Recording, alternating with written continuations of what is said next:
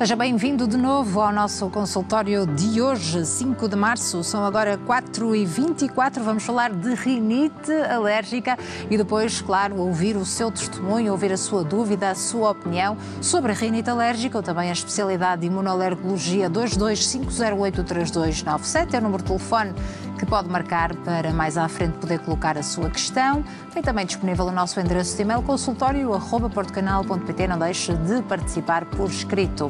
Está connosco o professor Dr. Tiago Rama, médico imunoalergologista, a quem muito agradeço por juntar-se a nós. Obrigado. Muito obrigada, Sr. Professor, é um gosto recebê-lo.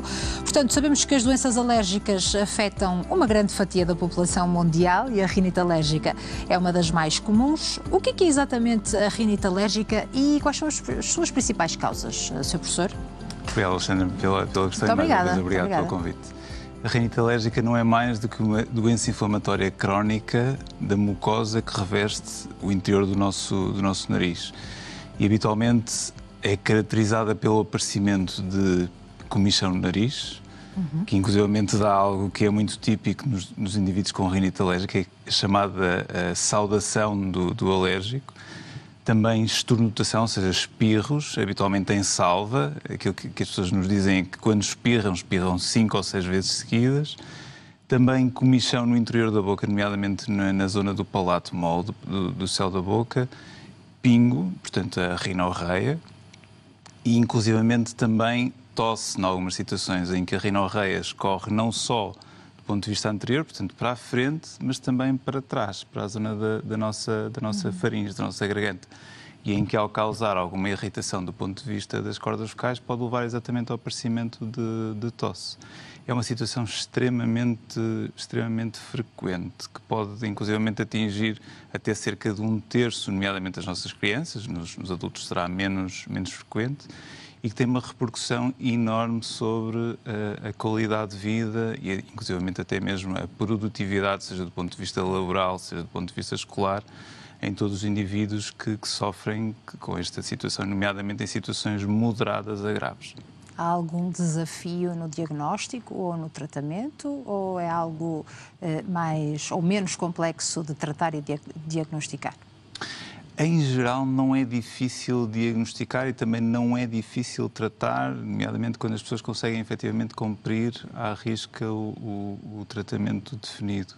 É claro que, para além dos sintomas que eu estava a referir, temos que ter estabelecido uma relação com a exposição a determinados alergénios e tem que estar demonstrada uma determinada forma de reagir, a forma de reagir que nós chamamos de reação alérgica, uma vez que há vários outros tipos de rinite que inclusivamente podem surgir associados a coisas que as pessoas confundem com alergia, por exemplo, a exposição aos detergentes, à lexívia, até mesmo às diferenças de temperatura, ao frio, ao calor, até mesmo à pimenta, e aí estamos a falar de mecanismos diferentes, não alérgicos, mas o diagnóstico prende-se fundamentalmente com o estabelecimento de uma alergia, de uma sensibilização alérgica, seja através dos testes na pele, dos testes por picada, seja através dos testes serológicos, portanto, a nível sanguíneo.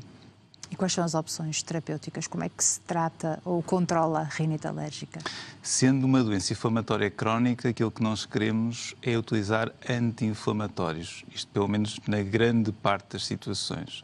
E esses anti-inflamatórios são de aplicação local, são derivados da cortisona, são glicocorticoides de aplicação nasal, que podem estar ou não associados a antihistamínicos, que podem estar no mesmo spray que nós utilizamos com o corticoide nasal, mas também podem ser utilizados em antihistamínicos. Em indivíduos que, para além dos sintomas que eu referi, tenham não só rinite alérgica, mas sim rinoconjuntivite alérgica, em que, portanto, para além daqueles sintomas, têm também prurido nos olhos, portanto, comichão ocular, que tem lacrimejo intenso, que tem olho vermelho com frequência, pode também ser interessante nós adicionarmos medicação específica, nomeadamente em colírios, para aplicação ocular também. E não há alguma medicação para prevenir estes sintomas, Sr. Professor?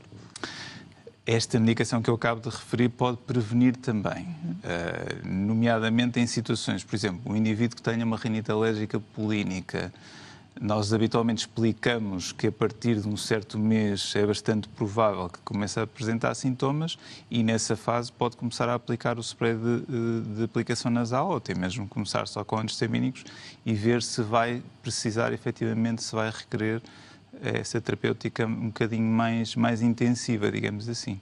Daqui a umas semanas vamos dar as boas-vindas à primavera. Vai começar a aparecer casos destes no consultório? Aparecem durante todo o ano. Durante todo o ano, mas nesta altura, sim, a altura de uma forma mais de exacerbada. abril e maio é a altura de polinização das gramíneas, que são efetivamente os pólenes que mais frequentemente causam sintomas alérgicos, e nomeadamente do ponto de vista da rinite no nosso país, e nomeadamente na nossa zona do país. Claro que há outros pólenes de outras proveniências, seja as árvores, que têm períodos de polinização muito mais diversos, nomeadamente mais no início do ano, como é o caso, por exemplo, do plátano, ou mais para o meio do ano, como é o caso mais da oliveira. Temos também outras causas não polínicas, por exemplo, o pó de casa, que contém detritos de ácaros que nos podem causar alergias. Os animais domésticos que temos em casa também nos podem causar rinite alérgica. Os fungos que podem estar, nomeadamente os bolores, que podem estar no interior ou no exterior, a mesma coisa. Portanto, há muitos fatores para além desta questão dos pólenes. Claro que é o alergénio clássico, digamos assim. O termo rinite alérgica foi precedido em largas décadas pela chamada febre dos fenos, exatamente porque esta associação foi criada para esta fase do ano da primavera, da polinização. E a rinite alérgica pode evoluir para condições mais graves, como o asma, por exemplo? Sim. Cerca de 80% dos asmáticos têm a rinite, mas a verdade é que 40% a 60% dos indivíduos com a rinite podem desenvolver asma. O que acontece é que a inflamação que ocorre no interior do nosso nariz pode estender-se para as restantes vias aéreas, nomeadamente para os nossos brônquios mais fininhos, e nessa área pode começar a manifestar-se como situações de broncoespasmo, ou seja, em que os brônquios têm tendência para contrair, para fechar, digamos assim, e em que aquilo que o doente vai começar a sentir é falta de ar, uma sensação de pressão no peito, tosse e inclusivamente pieira, portanto, aquilo que as pessoas chamam habitualmente como gatinhos ou com chiadeira no peito, digamos assim. Portanto, aqui é importante a pessoa com rinite alérgica ter a sua condição bem controlada. Sim. E é comum, por vezes, quando se sente bem, abandonar a medicação também? É importante manter essa medicação? Depende. Há pessoas que têm rinite alérgica ligeira e nessas situações pode não haver indicação para fazer medicação de uma forma persistente. Sim. Mas uma rinite alérgica moderada a grave, nomeadamente se associada a alergénios que estão sempre presentes, como é o caso dos ácaros ou dos animais de casa, é importantíssimo que a medicação seja feita de uma forma mais consistente, digamos assim. Claro que mesmo em relação aos ácaros, há indivíduos que estão bem durante períodos longos, nomeadamente em períodos mais secos. Ou se viverem num local extremamente frio ou extremamente quente, os ácaros habitualmente não sobrevivem, portanto, essa questão não se coloca tanto. Portanto, é preciso contextualizar. Mas em doentes que tenham efetivamente uma clínica muito persistente, muito constante, é extremamente importante que façam um controle diário da sua sintomatologia. E há um grande peso genético, há uma grande causa hereditária? Sim, existe efetivamente. Nós sabemos que filhos de pais alérgicos, em geral, têm maior probabilidade de terem alergia. O que nós às vezes não conseguimos prever, é quase impossível, é se um pai asmático vai ter um filho asmático, ou se vai ter um filho com rinite alérgica, ou com dermatite atópica, ou com alergia alimentar. Portanto, esta hereditabilidade, digamos assim, não é muito direta, digamos assim. E depois, por outro lado, há uma série de outros fatores ambientais que são extremamente importantes e que cada vez mais têm uma carga enorme no desenvolvimento da doença alérgica. Toda a exposição a poluentes que nós temos diariamente, de forma contínua, nomeadamente em cidades como aquela em que vivemos, a exposição aos microplásticos na comida, os alimentos ultraprocessados, a exposição muito precoce a antibióticos, a exposição precoce e prolongada ao fumo do tabaco. Há uma série de fatores que podem modular o risco que já existe do ponto de vista da herança genética. Muito bem. Sr. Professor, muito obrigada por ter estado aqui a falar-nos então sobre rinite alérgica. Vamos agora também saber quais são as questões de quem nos acompanha, dos nossos telespectadores de hoje. Portanto, coloco aqui em dia a sua questão relacionada com a rinite alérgica, também a sua questão relacionada com a especialidade de imunoalergologia. 225083297 é o número de telefone que pode já marcar para ficar inscrito ou também partilhar esta informação por escrito e enviar para o nosso endereço de e-mail consultório@portocanal.pt. Fazemos agora o último intervalo da edição de hoje e cá estamos de regresso daqui a alguns minutinhos. Contamos consigo desse lado. Até já, fique connosco.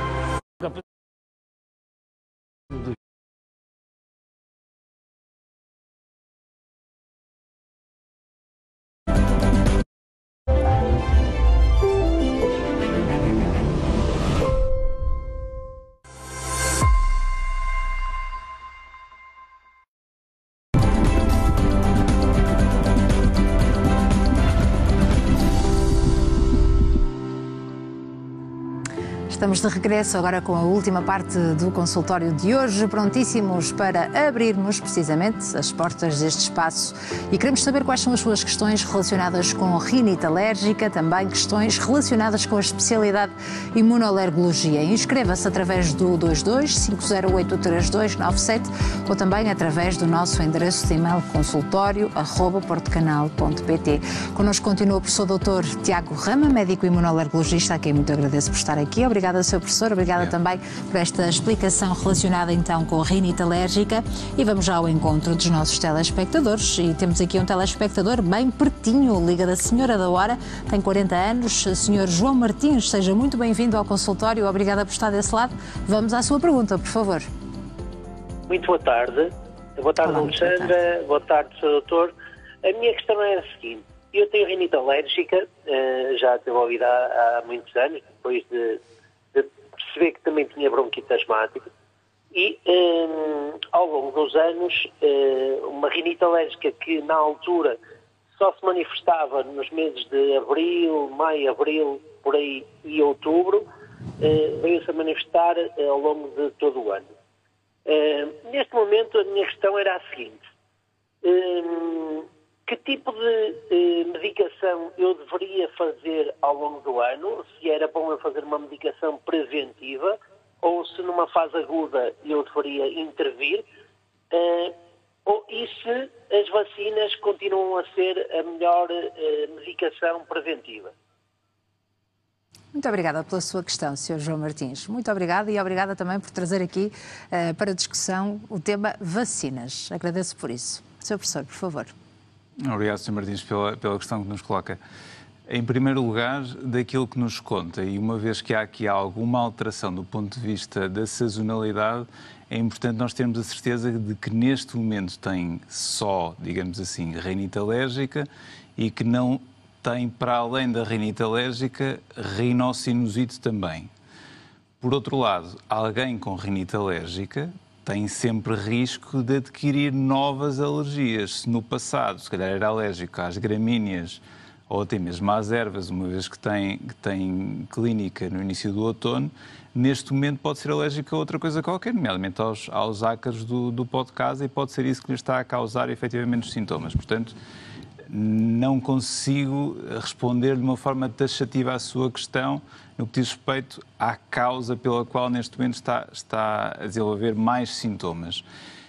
Consigo sim dizer-lhe que é importante fazer medicação de forma mais ou menos constante, não deixar a medicação só para a fase em que está muito mal, em que está com o nariz completamente entupido e em que não consegue efetivamente respirar pelo nariz. É importante, de uma forma, eu não diria preventiva, às vezes as pessoas têm esta percepção de que ir tratando os sintomas não é agir de uma forma preventiva, mas na verdade é de uma forma mais interceptiva, digamos assim. Nós não estamos sintomáticos apenas quando estamos péssimos. Vamos estando sintomáticos, digamos assim, e é importante não deixarmos que os sintomas cheguem a um ponto demasiado exacerbado.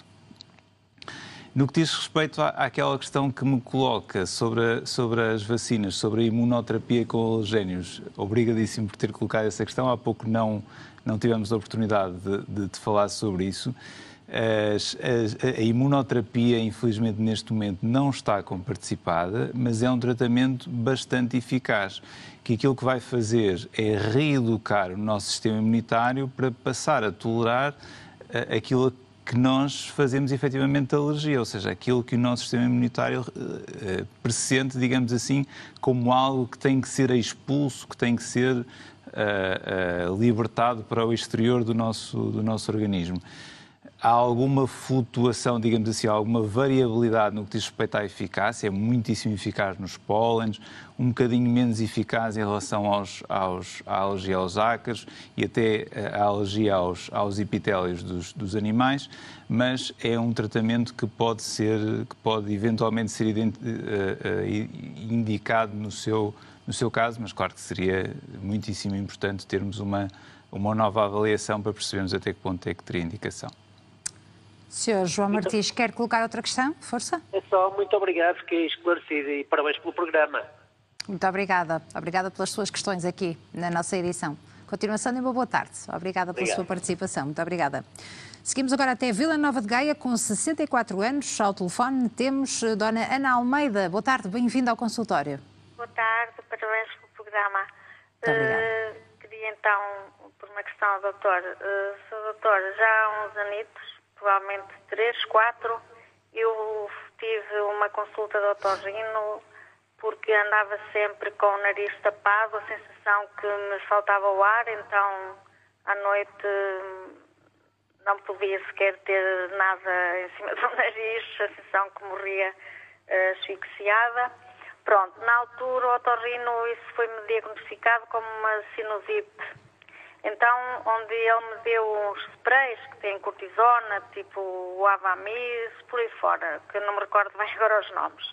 Ou seja, isso nunca, eu terminava os tratamentos todos, nunca achei que me me dessem algum resultado.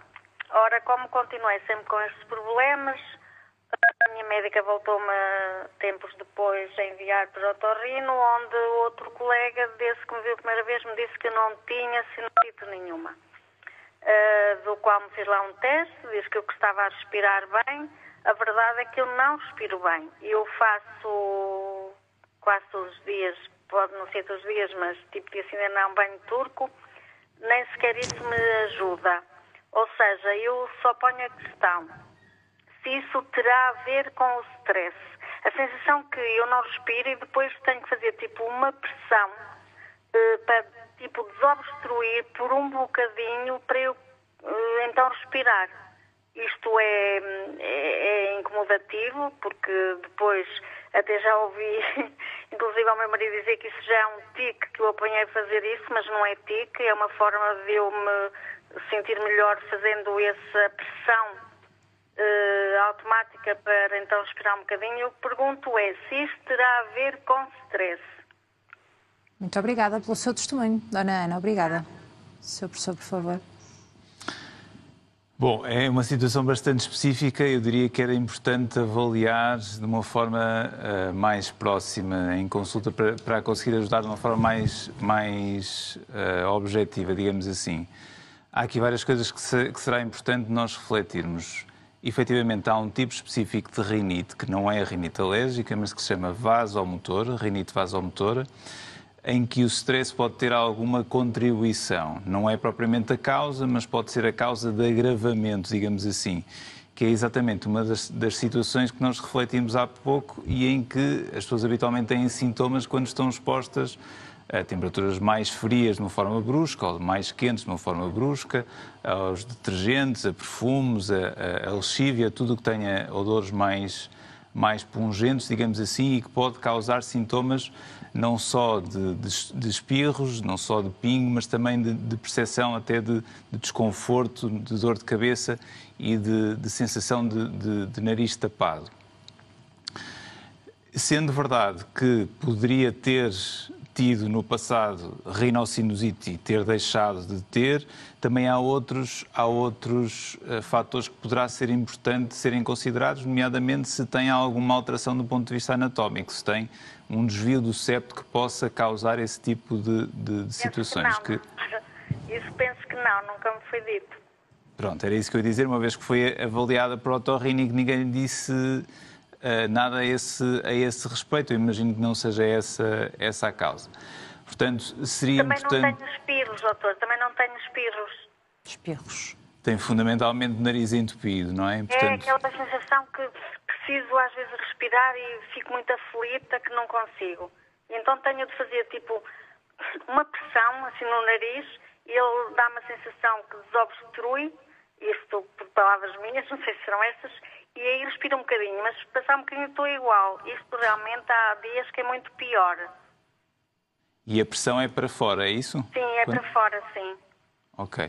A minha sugestão era que fizesse, para além do Avamis, lavagens do nariz, de uma forma bastante constante, digamos assim. Pelo menos 2, 3 lavagens do nariz e tentar perceber se melhora. Portanto, utilizando soro fisiológico, utilizando água do mar esterilizada, para tentarmos perceber se haverá aí uma causa mais obstrutiva, se haverá alguma formação de crostas ou alguma outra alteração que possa levar exatamente a que tenha esta percepção de nariz tapado.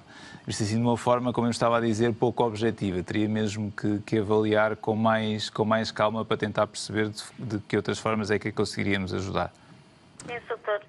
Dona Almeida, obrigada pela sua participação. Eu queria pôr mais uma questão, doutor. Rapidamente. Essa lavagem com o soro, como assim, doutor? Como é que eu poderei fazer? Várias vezes ao dia? Sim, 2, 3 vezes ao dia. Pode utilizar uma seringa, pode utilizar sprays ou aqueles dispositivos que, no fundo, libertam um esguicho, digamos assim, e que pode adquirir em qualquer farmácia e que contém água do mar esterilizada. As melhoras. Muito obrigada pela sua participação aqui no nosso consultório. Ana Almeida, de Vila Nova de Gaia. E agora seguimos até Luso, na Mialhada. Vamos ouvir o Sr. Jorge Paes, com 52 anos. Olá, boa tarde. Bem-vindo ao consultório. Olá, boa tarde a todos. Olá, seja muito bem-vindo. Qual é a sua pergunta, por favor? Olha, a minha pergunta é que eu já há alguns anos ando a fazer alergia à fruta. À exceção de banana e laranja, tangerina... tirando esses, eu fico com uma irritação na garganta, as amígdalas incham, eu começo a perder a voz, até ficar sem ar, e tenho que ter algo à mão, tipo pão ou um bocado de chocolate, para me ajudar a passar com isso. E eu gostava de saber o que é que eu posso fazer, visto que no país onde eu estive há uns anitos, disseram-me que não havia nada a fazer, era evitar de comer esses frutos para não ter problemas. Muito obrigada, Sr. Jorge Paes, por esta pergunta. Sr. Professor, por favor. Bom, em primeiro lugar, deixe-me só fazer-lhe uma pergunta. Quando ingere os alimentos sem casca, tem esse problema também? Também. Portanto, se comer uma maçã sem casca, também lhe acontece isso? Também. Ter casca ou não ter é indiferente. Em que país é que esteve, se não é indiscrição? Desculpe? Em que país é que esteve, se não é indiscrição? Estive na Suíça. Esteve na Suíça. Há um tipo de pólenes de uma árvore que existe fundamentalmente no centro da Europa e que nós não temos cá em grande quantidade, que é a bétula, que tem grande similaridade em relação a alguns componentes que podem estar em diversas frutas, nomeadamente na maçã, mas não só. E em que quem é alérgico a esse pólen, nomeadamente quem tem rinite alérgica associada a esse pólen, pode também ter aquilo que nós chamamos um síndrome de alergia oral, um síndrome de pólen de frutos que se manifesta por síndrome de alergia oral, em que aquilo que acontece é que as pessoas nos contam que têm uma sensação desagradável de comichão no interior da boca, podem inclusivamente ter edema, portanto ter inchaço dos lábios, da língua ou até mesmo das estruturas das vias aéreas superiores. Também tenho essa sensação, sim. Pronto. E em que exatamente é esse quadro que pode estar associado. Há alguns estudos, portanto, coisas experimentais, em que foi utilizada vacina para esse tipo de situações, mas nós não há evidência de um tratamento que seja particularmente eficaz nestas situações.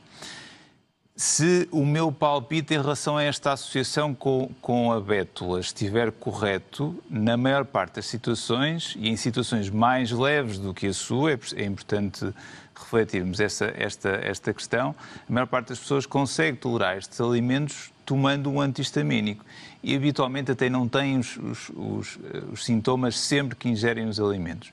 No seu caso, e uma vez que já tem falta de ar, que já são sintomas mais intensos e mais desagradáveis, para além desta questão experimental que estávamos a falar da vacina, a única coisa que pode fazer é, de facto, evitar este tipo de alimentos que lhe causam este tipo de problemas. Pois, é o que eu tenho feito, pois. Pois. É uma situação mais complexa, não é, Sr. Professor? Muito bem. Sr. Jorge Paes, muito obrigada pela sua participação aqui no nosso consultório. Obrigado eu. E obrigada pelo seu testemunho. Até uma próxima oportunidade. Obrigado. Igualmente. Muito obrigada. Sr. Professor, agradeço imenso a sua presença aqui no nosso programa hoje. Muito obrigada também por ter ajudado os nossos telespectadores com questões aqui muito pertinentes. Até uma próxima oportunidade. Continuação de um bom trabalho e uma boa semana. Muito obrigada. A nossa semana